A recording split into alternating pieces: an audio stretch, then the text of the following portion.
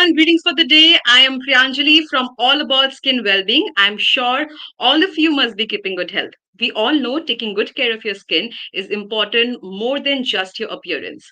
As the largest organ, your skin becomes the most essential to your overall health. A fungal infection is very common on your skin or nails. Fungal infection or mycosis are diseases caused by a fungus, yeast, or mold. Mild fungal infections can look like a rash, can be itchy and annoying. So let's connect today with our skin expert, Dr. Rajarajan Thangaraj, right from Oddanchatram, to enlighten us on the topic of fungal infection. Dr. Rajarajan Thangaraj is MBBS, MD DVL FAM dermatologist, dermatosurgeon. Dr. Rajarajan is a member of dermatology community on Medisage. He has many years of experience in this field. Dr. Rajarajan will be sharing with us on fungal infection today. So over to you, doctor. Can you explain us what is fungal infection in your language? First of all, thank you, ma'am, for such a warm welcome. And I'm too happy to share my views and my experience regarding fungal infections. So, before going into fungal infections, we all know that fungus is a kind of microorganism, right?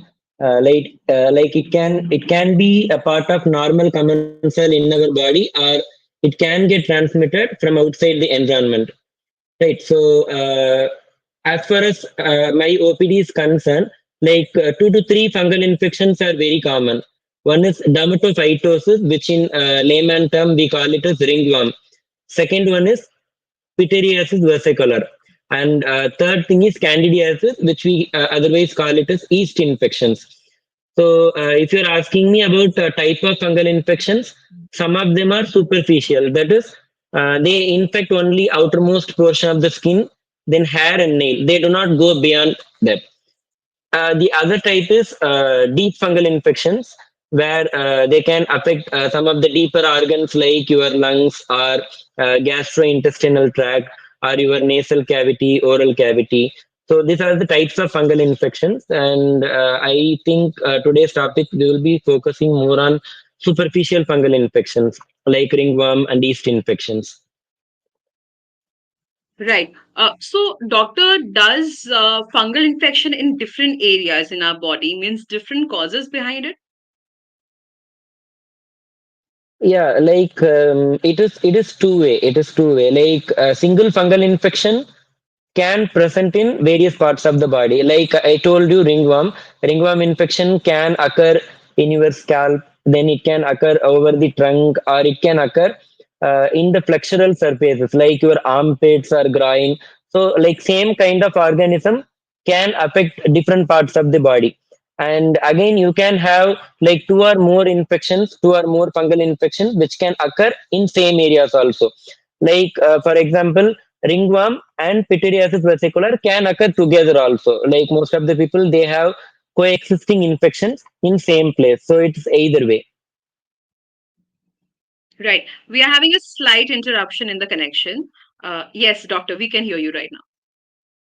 Yes, ma'am. Right. Are you Doctor, able can to you hear me? hear? Yes, ma'am. Yes, ma'am. I'm able to hear you. Yes, yes, we are able to hear you. Hmm. Like it is two-way So, process. yes, so Like a we were single talking fungal about the infection causes, the can occur different in, causes. yeah, like single fungal infection can occur in various parts of the body, and even in a single region, you can have two or more fungal infections also. Right. So let's talk about the different areas where fungal infection can occur. You have already mentioned about ringworms. What are the other types of fungal infection which we commonly get to see? Because we know it's the monsoon month, and moisture can be one of the major reason why fungal infection occurs. So, what are the different areas apart from scalp and foot? So most commonly we encounter pityriasis versicolor, like it is very superficial fungal infection. It occurs over the neck regions, neck, then upper chest it can occur, then over the upper back. So these are the regions where pityriasis versicolor is more prone to occur, as well as in your armpit Hmm. regions.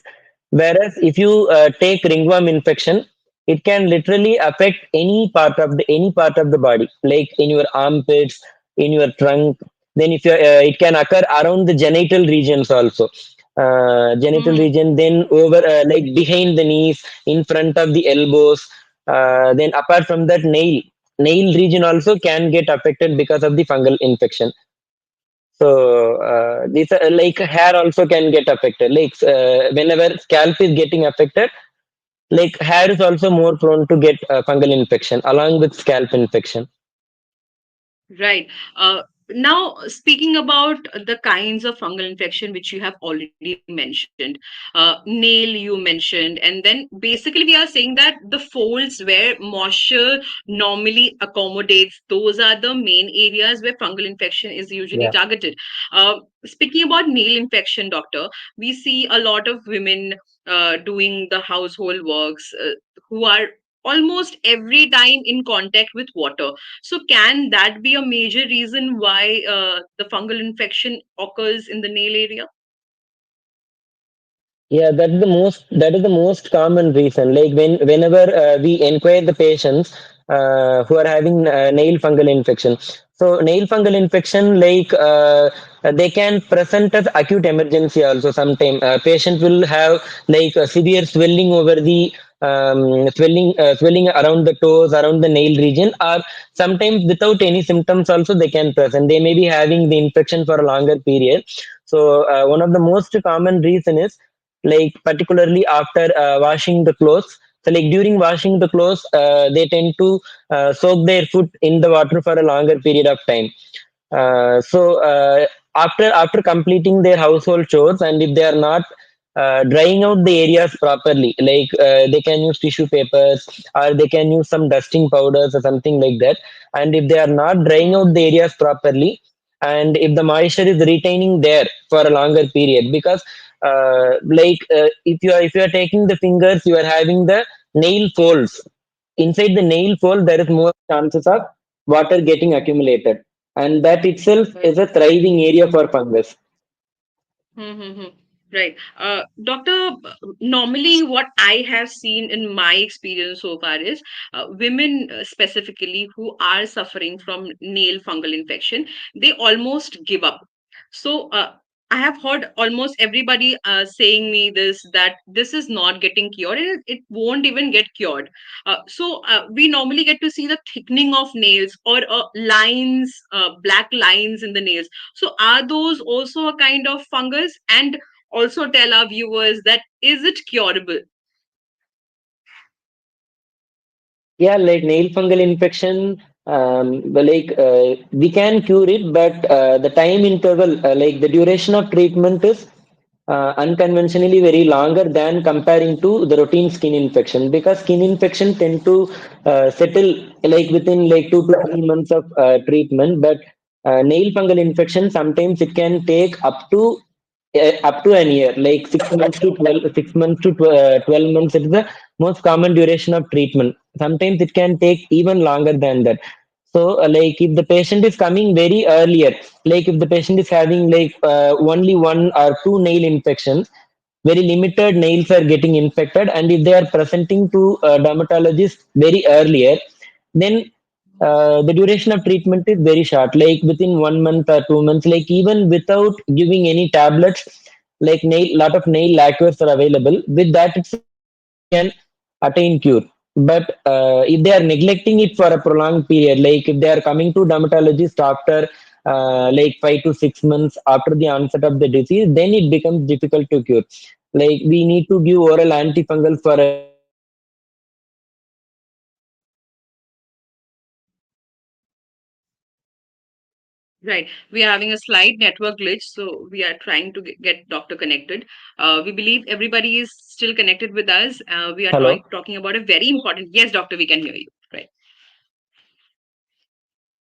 Yes, ma'am. So, like, I have seen patients taking even treatment for up to 2 years also, but they do not follow up regularly. So, they take treatment for 2 months, then they interrupt the treatment, again, they come to treatment. So, this is one of the issues in treating nail infection. So, one thing they have to present to the doctor at a very earlier stage as much as possible. Second thing is they have to continue the treatment, they should not lose hope. Just trying treatment Hmm. for 1 or 2 months, and if they are losing hope, then it will go in vain. Right. Right.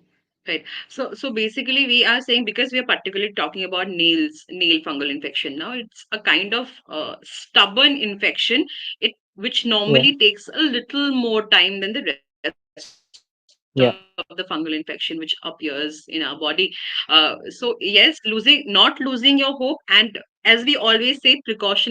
So treating the disease in the initial stage can be a big time relief for our viewers, for our patients, and also for our doctors.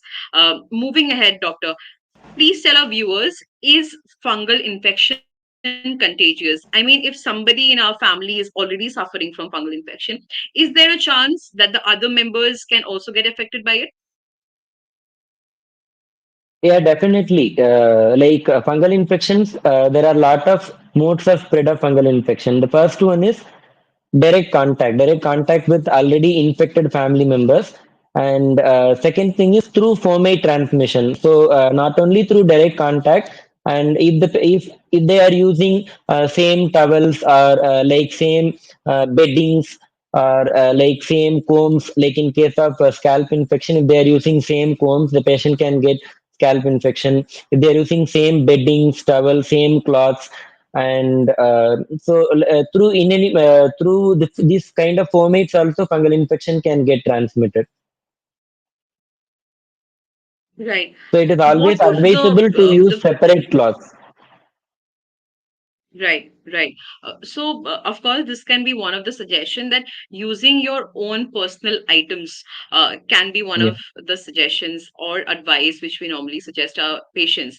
But what if they are washing all the clothes together, which normally happens in our Indian household, that we wash all the clothes together. We either put it in the washing machine, or even if people are washing the clothes with their hand, we tend to wash all the clothes together or soak them together. yeah, So can that also yeah. somehow That again is that's a good question. That again is one of the predisposing factors. Affected members, they have to soak as well as wash their clothes separately. right, Soaking together also can have the chance of transmitting the infections. right. Doctor, talking slightly away from the topic, it's global warming is happening on a drastic level at today's time. I mean, this is not monsoon, but we are facing monsoon throughout the world. Everywhere there is waterlogging, and we are still suffering from heavy rainfall. So, again, coming back to the same topic, um, is sun drying clothes important? Because what normally happens during monsoon is the sun rays, we hardly get it. So our clothes, they tend to be moist, and we don't have any other option than wearing those moist clothes. So can that also somehow trigger fungal infection? Yeah, definitely. But during the monsoon season, air retains lot of moisture, right? So there is more humidity comparing to other seasons. So there is a little Hmm. bit difficulty in drying out the clothes completely before we wear them. But I think like we can iron the cloths. At least if it Right, is 80 to 90% dry, then we can iron the cloths and then we can wear it. Like it is simple solution. So ironing the cloths not only make it dry, but it can even kill the fungus also. Like the fungus tend to get cleared when there is excess amount of heat. They won't tolerate that much of heat. So it is better to iron the cloths during rainy season. right. uh, Moving ahead with the next question, doctor, what are the treatments which are generally available to cure or treat fungal infection? Regarding infection,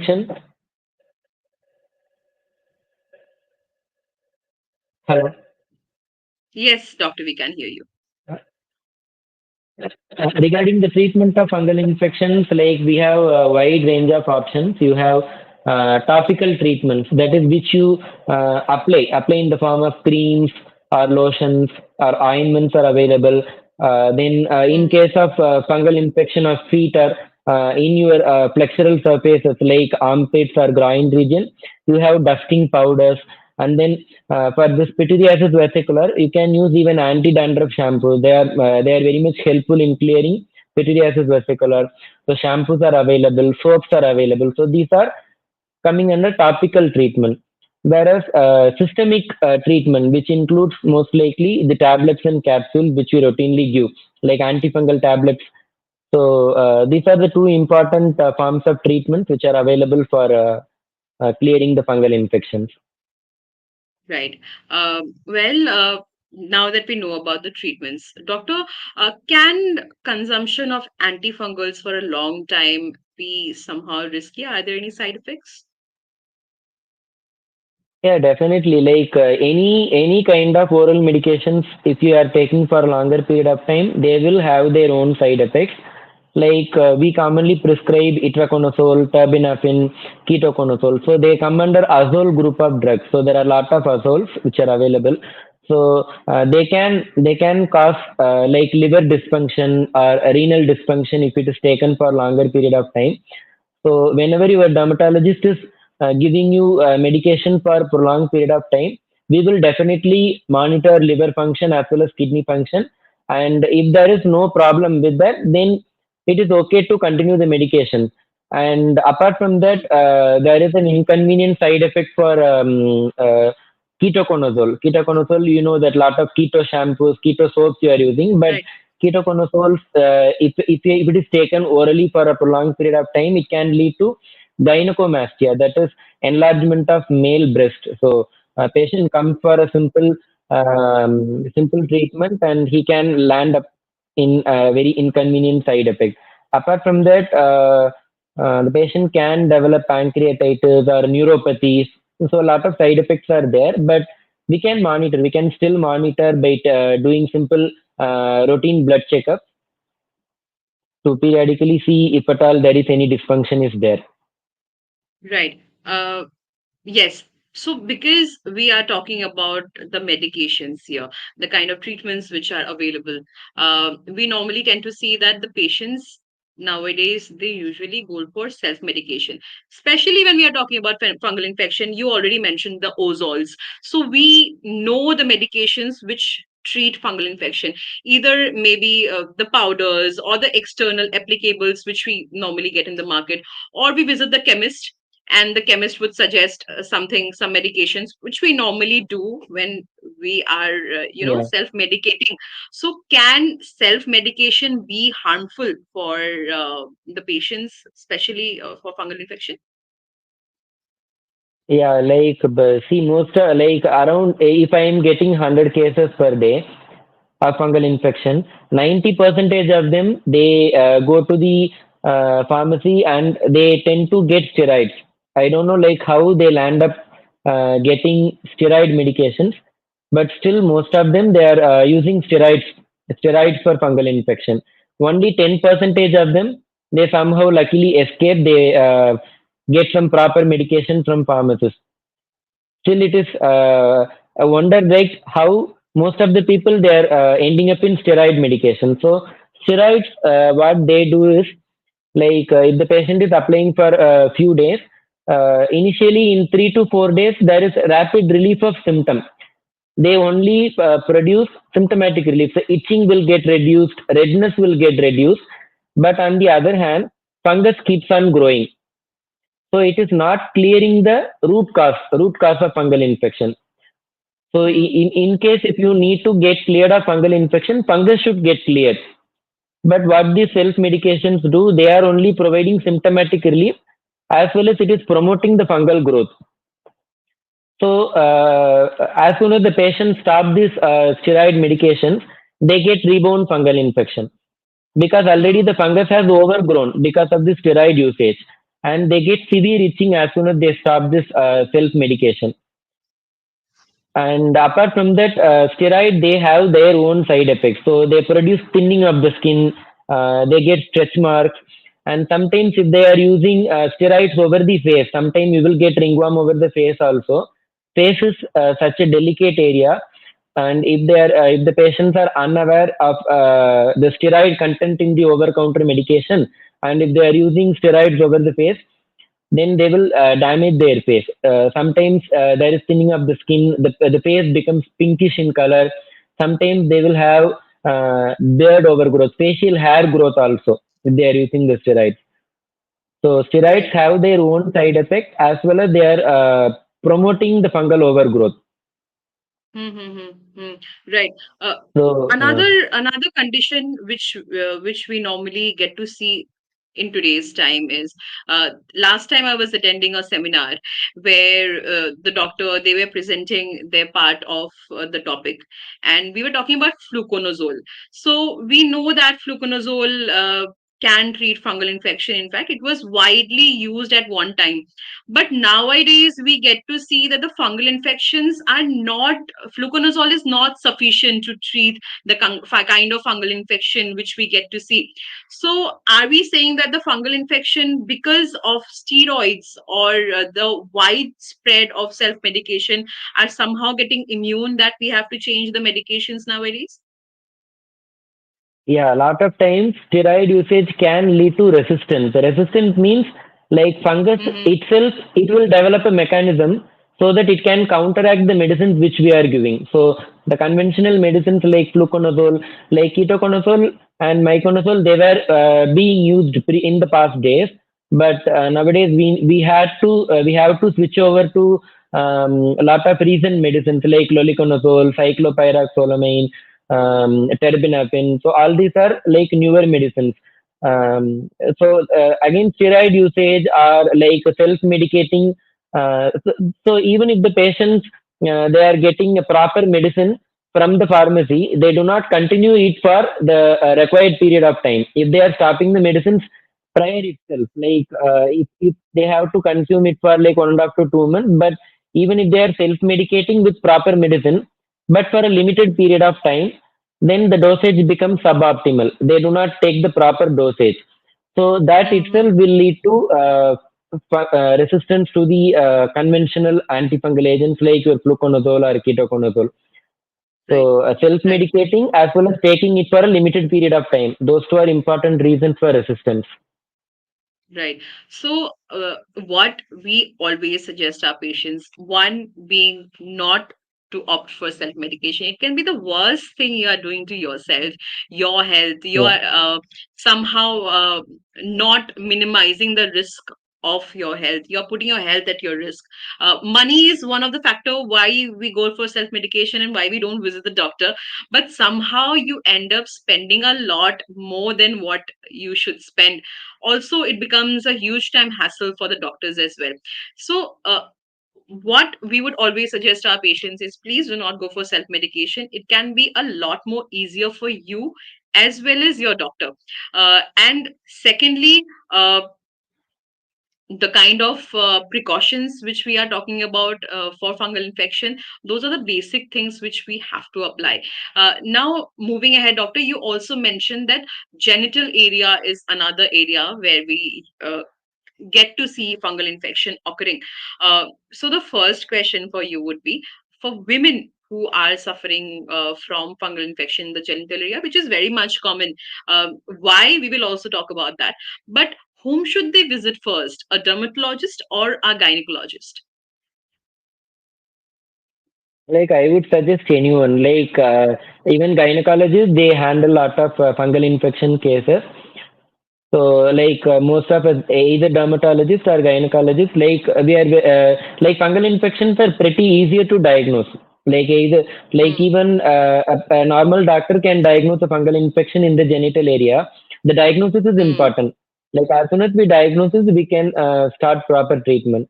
So I tell go to the go to doctor even if there is no dermatologist is there, at least go to doctor and see. Go to a doctor, Right. proper doctor. Don't end up in Right. quacks. Right, right, right. Doctor, what can be the reason behind it? Can using frequently public toilets, can this be a reason why fungal infection occurs in the genital area? Yeah, like one, the first thing is not maintaining proper hygiene. Like as soon as you Right. go to, like even if you are even if you are using our private toilets in home, as soon as we as soon as we complete, like we have to wash the areas properly and dry it out properly. As soon as we use the toilet, we have to dry out the areas And Mm-hmm. like in case of like fold infection, like genital folds are getting infected, you can frequently use talcum powders also, and avoid wearing inner wear. Okay. Avoid wearing tight inner wears. Like we have to wear inner wears which are having breathable fabrics, like cotton clothes. Even in inner wears, it is better to wear cotton and avoid using unwashed inner wears. Like if you are using it for previous days, then put it to wash. Don't use the same cloth repeatedly again and again for 1 or 2 days. Like particularly this I see in school children, like those who are staying in hostel, there is like sometimes they do not wash the inner wears frequently and they keep on wearing the same inner wear for even 2 to 3 days. And Mm-hmm. the fold, they do not like being in a hurry, they do not tend to clear out the moisture content in the genital fold, so they have to properly dry out the areas, wear breathable fabric. And you have always some kind of personal soaps with you. As soon as you use these public toilets, you can use soaps and wash the intimate areas and then dry it out, and then you can wear your clothes. Right, right. Because you have already mentioned about soaps, we get a lot of intimate washes which are available in the market nowadays. A huge range of intimate washes, and women frequently use them. So, is it necessary to use such thing? Because we have never heard that we need to keep the area extra clean or it should smell like a flower. But nowadays women, they have a certain kind of fascination for it, that the area should always smell nice and it should always look something unrealistic. So also there is a certain group of people who believes that water is sufficient to keep the area clean. So what would we say our viewers today? Yeah, like most of the time, maintaining a basic personal hygiene is more than sufficient. Like you do not need all Mm, this pH washes and all those things. But sometimes, mm, like we come across cases of vaginal candidiasis. Like it is right. one of the most common fungal infections encountered in females. So, vaginal Mhm, candidiasis, candida is the normal common cell in the vagina. It normally resides in the vagina, but when it becomes problematic is if the patient's immune system goes down, if it is not working properly, or if the patient is taking some other immunosuppressive drugs for some other ailments, or if the patient is having HIV infection, or if they are undergoing like chemotherapy for cancer, or if they are having diabetes mellitus, then these conditions are like immunosuppressive conditions. They do not make our immune system to function properly.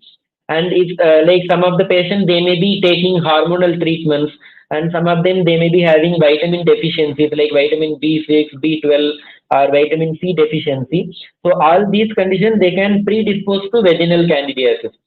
So in such conditions, as a preventive measure, they can use this pH washer. And like alteration in the normal pH, alteration in normal acid-base balance of the vagina, they can lead to vaginal candidiasis. So these pH washers are uh, like sometimes they tend to overuse the soaps and all those things. So in such cases, we can suggest pH washers. They will maintain the mm, normal acid-base balance of the vagina so that the candidiasis, the yeast infection, is in control. It does not overgrow. right. So again, coming back to the same point is, do not use such products on your own. Make sure you Yeah. are If taking it an is advice required, from you can your use. expert. Yes, Yeah. right, If right, at all it is suggested, then you can use it. right. Absolutely. Doctor, you mentioned immunity. So can having a low immunity also somehow trigger fungal infection? Yeah, definitely. Like not almost all, like not all the fungal infections are because of low immunity. Like even Mm-hmm. healthier individuals can get infections, right? So most of the household contacts, like if a person is having ringworm infection, and if the person who are staying in close proximity to him, even though he is having good immunity, he may have fungal infection. But the thing is, having good immunity.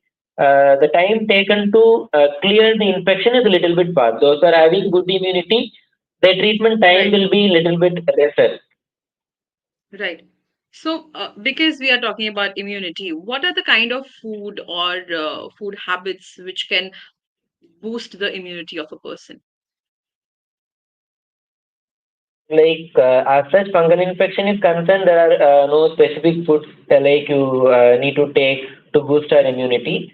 Like Hmm. you can in general I'm telling, in general you can take food which are rich in antioxidants like vitamin A, vitamin C containing foods, vitamin E containing foods. Then take plenty of water, like maintaining adequate sleep, proper hydration, all these things itself can maintain your immunity. Having balanced diet, Right. taking foods which are easily digestible, particularly during this rainy season, it Hmm. is better to take easily digestible foods. Avoid junk foods. Right. Right. Uh, because we are talking about food and we are talking about fungal infection today, definitely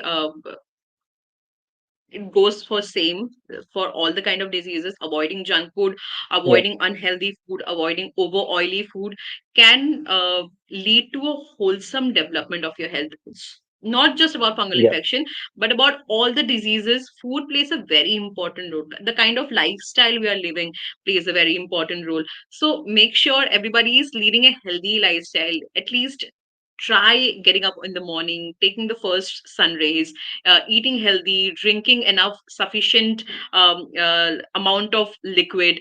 Uh, because we are talking about liquid, doctor, we have also heard that alcohol can somehow trigger fungal infection. So, is it true? Would we like to clear the myth today?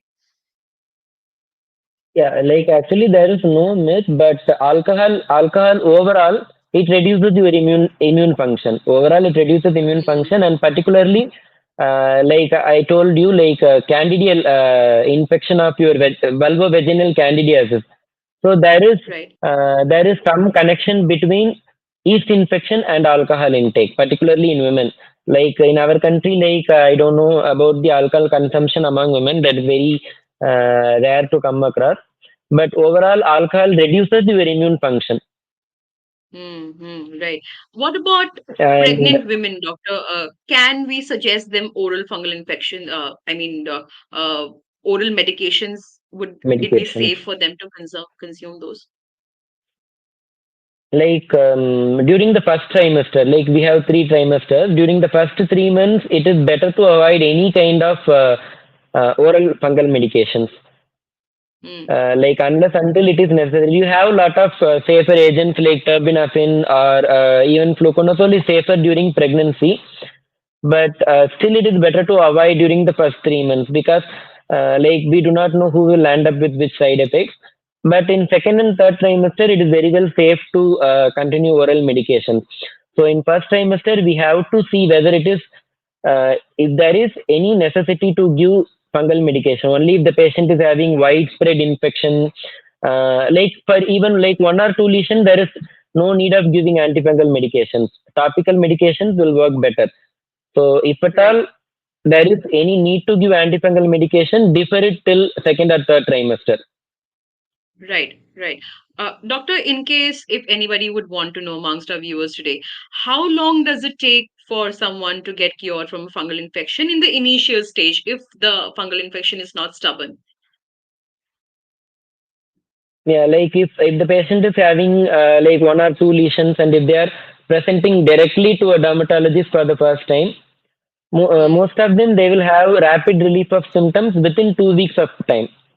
Like right. symptoms will get reduced, but the fungus will take a little bit longer time to get cleared.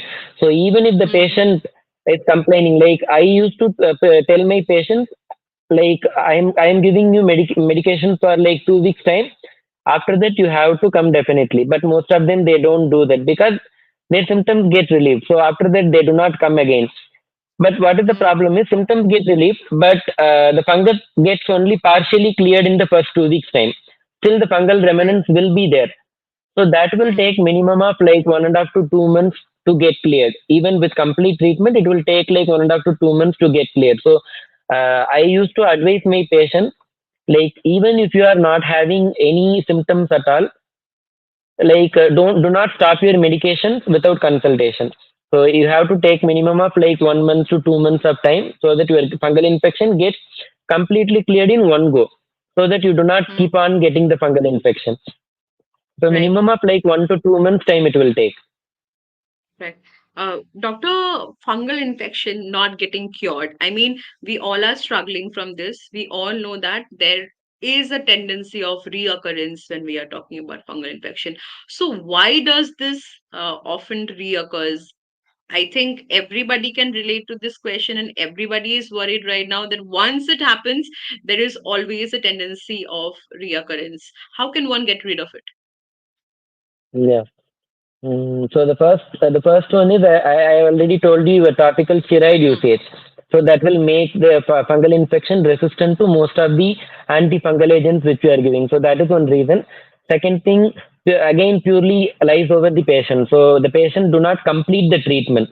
They tend to stop in between. Then they start after 2 months. They continue it for 1 week. Again they stop it. So not completely, and not completing the course of treatment for a proper duration, so that will again result in fungal infection. And like most of the patients, even if they are taking the treatment for a proper time, they get completely get rid of the fungal infection. Then we personally examine the patient and we suggest them, yeah, your fungal infection, it's completely gone, you can stop the medication. Still they can end up in fungal infection again after 4 to 6 months. So if you see the main reason for that, again it goes in not maintaining the proper personal hygiene. So again the patient becomes very lax and they do not take bath twice a day, they do not follow the basic hygiene procedures, they tend to reuse the cloths. So, even after the fungal infection is getting cleared, you have to be aware. You have to proper hygiene is must.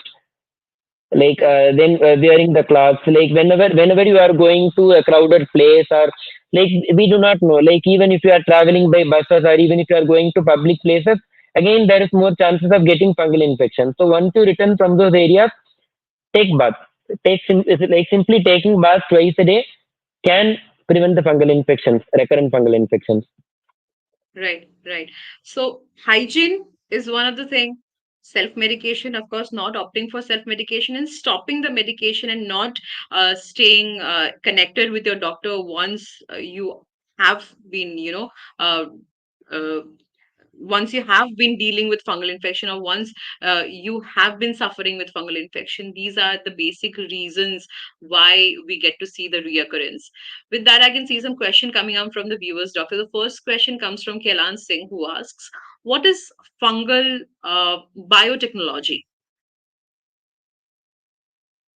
Fungal biotechnology. Right. Uh, Yes. I think this is out of my context. Like Mm, maybe I have no idea about what is fungal biotechnology. right. So I have heard of some lot of extracts which we used to obtain from the fungus.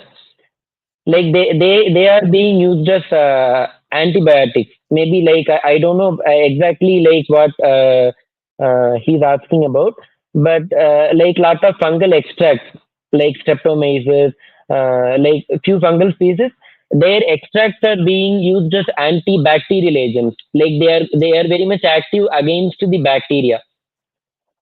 right. So maybe they are asking about that, or I don't know. Right. The next question, doctor, comes from Firoz Khan, who asks, how do fungi reproduce asexually? How do? How do fungi reproduce asexually?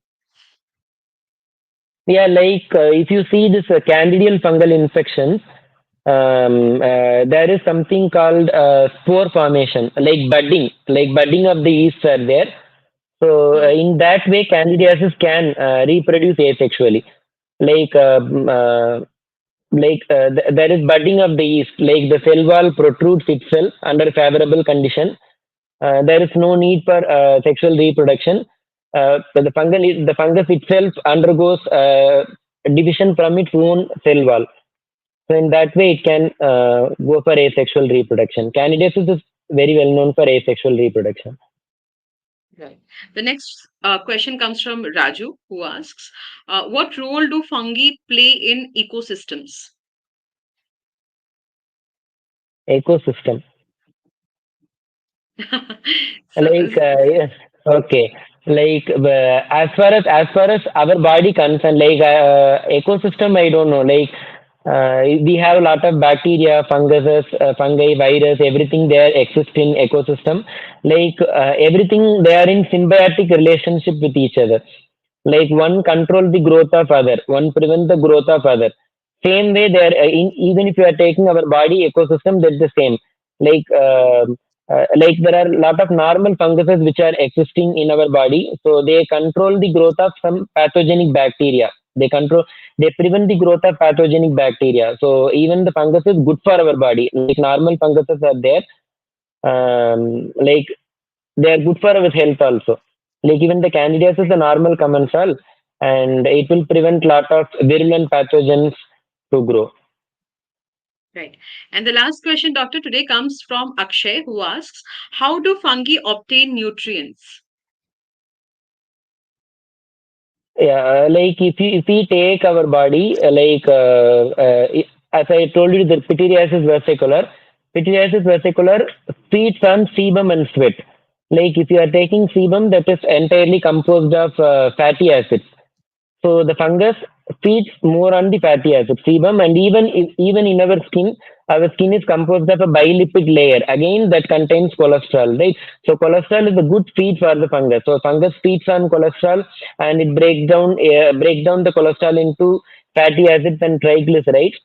So the cholesterol which is existing in our skin, as well as which comes from the sebum and sweat, all these things they act as feed for the fungus. Right. Well, that was the last question from our viewer today. And before we take a leave, Doctor, we had a wonderful discussion on the topic, and I believe it was really helpful for our viewers today. Um, yes, before we take a leave, Doctor, any take home message for our viewers who has watched us so far? First of all, I would like to ask sorry for this viewers who have asked. Like, I'm not able to explain properly, like fungal biotechnology and all those things. Like, they are a little bit out of my context. Maybe if further session is planned, I can read about those things and I can answer you. And take home message is, the first thing is maintain proper hygiene. That's the first thing. Like treatment is second, prevention is better. So taking proper personal hygiene, maintaining proper personal hygiene, and in case if you are getting the fungal infection, visit a doctor. Do not self medicate it. And however you are tired of using the medications, do not stop before the recommended period of treatment. It will take longer time. Fungal infection, definitely it will take longer time. Like it doesn't go like fever within 2 or 3 days. It will take minimum of 1.5 to 2 months or more than that. Don't lose hope before your fungal infection is getting cleared. So complete the treatment, and that's all. That's my take home message Well, today. that was the expert advice for today, and that was Dr. Rajarajan Thangaraj for us. Thank you so much, Doctor, for your valuable time. It was a very informative session today for our viewers, and we look forward to many more such sessions in coming times. Also, thank you, viewers, for your excellent participation. For more information and updates on skin, health, and care, stay updated and connected on our Facebook page, All About Skin Wellbeing. We are also available on YouTube, Twitter, and Instagram. Thank you. Stay safe. Stay healthy. Thank you so much, ma'am, for having me here.